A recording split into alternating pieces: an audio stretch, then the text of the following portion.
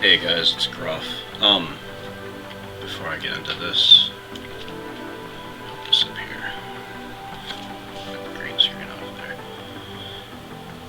there. Hey, if you're going through some shit, like if you've been over in combat, if you've been deployed, and you've been like maybe cool for a couple of years, you've been back. It took me 5 years before like nightmares and shit started kicking in. It took me a while before my family got me talking to doctors. If you're a family member and you like are aware of the shit going on, you can call. As long as somebody started to talk about like just talking is better than killing yourself.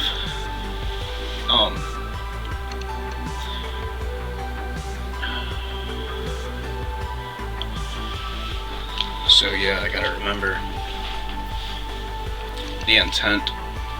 I just want to scoop someone up in that safety net, catch one of those soldiers right now. Like, we're losing too many brothers and sisters every day to their own hands. Just let the demons out. So before I get into the hardest day in Gardez, right now I'm also fighting 50 milligrams of sativa. Trulieve came through with some decent grade capsules, and that shit hits hard. It's better than those benzos though.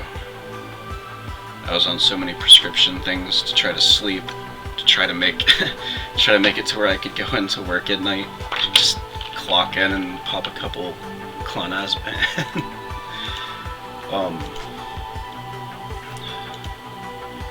The medical cannabis has gotten me off all that bullshit. That's all you need, a little bit of green.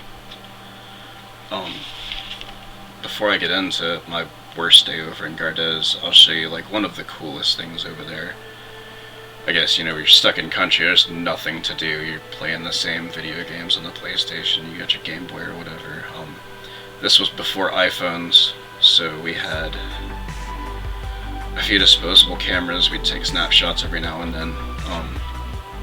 So I'm limited on what I've got left, but they would call out when like the SF group next door would collect all their explosive ordnance and everything. They would call out when they'd got it all piled up and ready to blow up.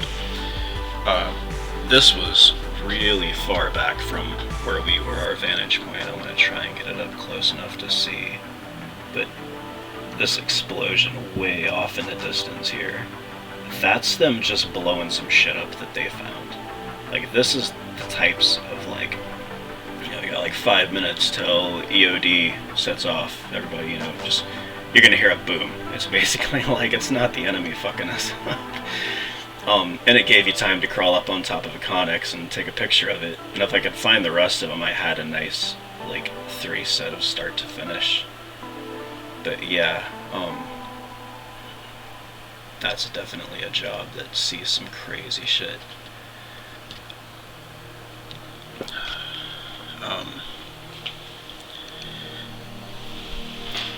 So yeah, my hardest day, it wasn't an enemy attack. I'm just gonna get into my little territory grind and try to get into my gaming flow and not think about what I'm talking about so much as just talking about what I'm talking about. So I had just come back from a really boring con-op. Like, nothing had happened. It was absolutely cool. Everything was great. I hadn't even unloaded yet. It might have been a couple of days or whatever, but it wasn't much. It was a little bit of gear, and I maybe took like my stuff back to my little AO and dropped it off, and I came back, and the only thing left in the back of the Humvee is 3 body bags. They're all like, you know, nicely bundled in their little clean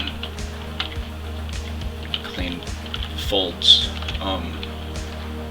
And it was like, I know I've had a few paranormal things happen in my life, and every now and then you get that sick gut feeling. And that was definitely one of them where I knew it was foreshadowing, and part of me was trying to accept, like, no, this is just superstition, this is nothing, just grab the bags, take them to the medic station, drop them off where they need to be or whatever. It's just a couple of body bags, they don't mean anything. So I was walking the bags back to the medic station, and I remember putting them on the shelf, and it's fucking crazy because this would have been like, I guess 18 years ago or something now, and I can still like vividly remember the details of everything in the compound around me. I can remember the shelf I put it on. I came out and I saw Gunny there, and I just was about to give him my report, my debriefing of like nothing happened, all the mechanic side of everything. I was the mechanic. I had to report up to the chain of command, let the captain know what was going on, and just kind of let everybody know it was cool. And he stops me and he's like, "No time for that, soldiers. Like, we got an emergency. I need you to go over, get some body bags from the medic station, grab Doc, and roll out of the compound. There was an accident over at EOD." So I knew exactly where the body bags were because like they were in my hands in less than 5 minutes before I was having that conversation with him.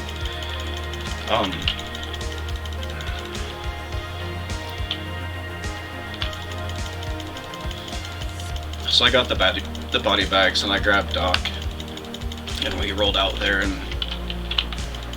what happened was there's a couple coalition guys, like, you know, the Afghani soldiers on our side. They're the good guys. They're just working with us, doing their thing, making their money or whatever. And there was a female sergeant with the EOD team. The coalition guy standing in front of the sergeant had tossed, instead of like gently placing down, had like tossed a lithium battery from what they had said, and it detonated about a third of what they had intended to explode that day. The guy in front took the brunt of the blast. Like, the image that sticks out in my mind that I will probably never get to shake is like looking over at the litter that they were kind of like piecing him on. And I was fighting my brain. Like, I knew, like, don't look at this, you're not gonna want to see this.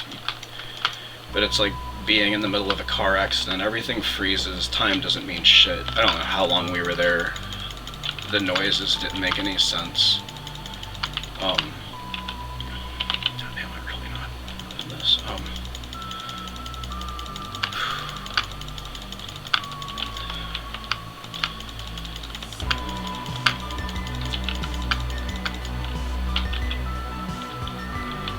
Just gonna go jump off this for a second. Start them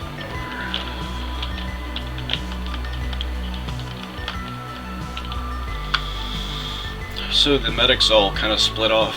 They had to assign what we had to triage who needed triage, and the female sergeant, I mean, I had it the luckiest that day out of everybody there doing their jobs. All I had to do was deliver some body bags.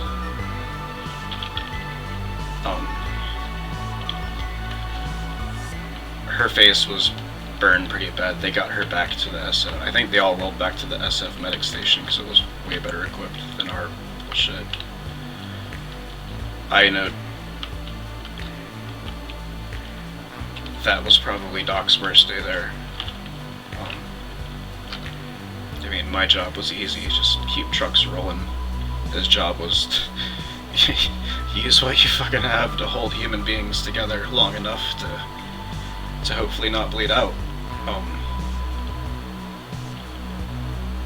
I remember the coalition guy, and I know it was one of his, like, brothers.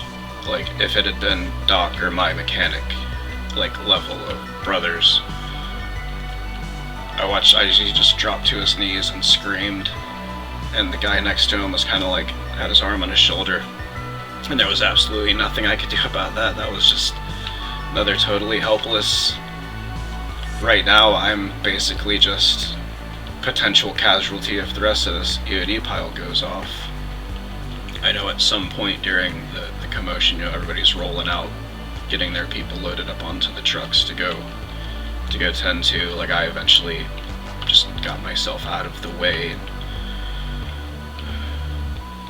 They eventually took care of the rest of, that disposal. I know there's people that dealt with so much more shit, and that's just one of those things that I've had to talk to therapists about, like, multiple times when they want to know what's wrong, what's keeping you up at night. Just being there to deliver some body bags, doing your part. The fucking bystander. All the medics drank that night. The liquor came out of nowhere that night. Like, everyone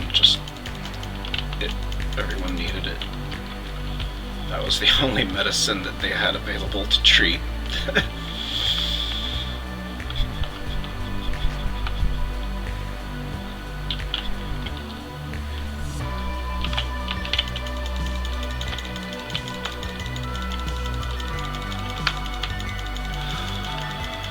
I'd like to talk about something lighter after that.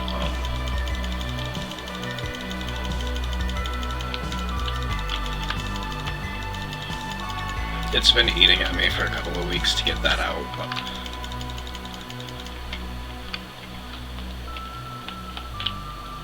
I know it rolls around a lot in my brain, but when you hear yourself talking about something, it comes out different.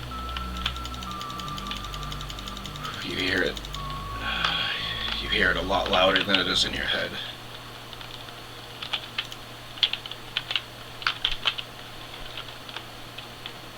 It's fucking crazy too, it was just an accident. It wasn't that dude's fault. I mean, he didn't feel it.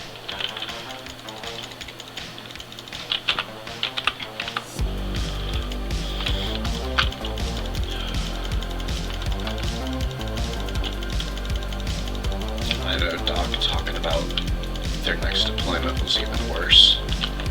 I don't even want to think about how fucking bad people are dealing with shit silently all day, not talking about it, not getting it out, just letting it not eat at them anymore. And if you are talking to a therapist and it doesn't seem like it's helping, if you're talking to psychiatrist who's just dosing you up and seeing how you react to it and not listening to what you have to say. I lost count of how many doctors I've had to talk to and how many want to tell me different opinions or prescribe me things, and 2 of them have made a difference. And I don't want that to sound like I'm talking shit about doctors. Like, I'm saying keep talking, because it took me 10 to 20 before 2 of them said some shit that helped and made a difference. I think one of the most impacting ones was a therapist explaining that, retaining homicidal feelings towards these phantoms that don't exist is totally fine. It's not you're not a freak, you're just what's left over after going there.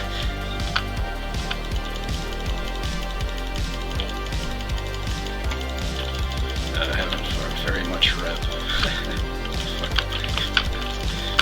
I'm just gonna teleport back to my house. I'm gonna kill this guy.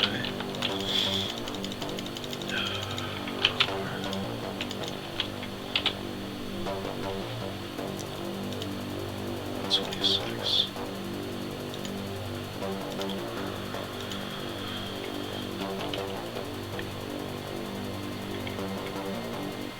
I'll come back with some happy streams and bullshit stories and fun stuff we did, and touch on stuff that's not war related, not fucking trauma and terrible related all the time, but I will.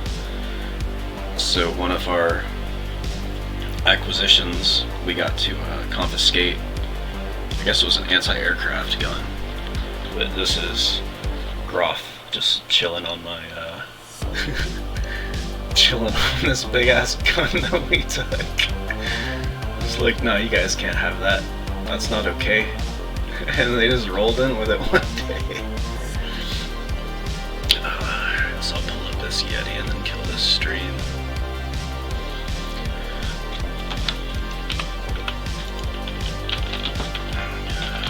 On Christmas here with my snow Yeti.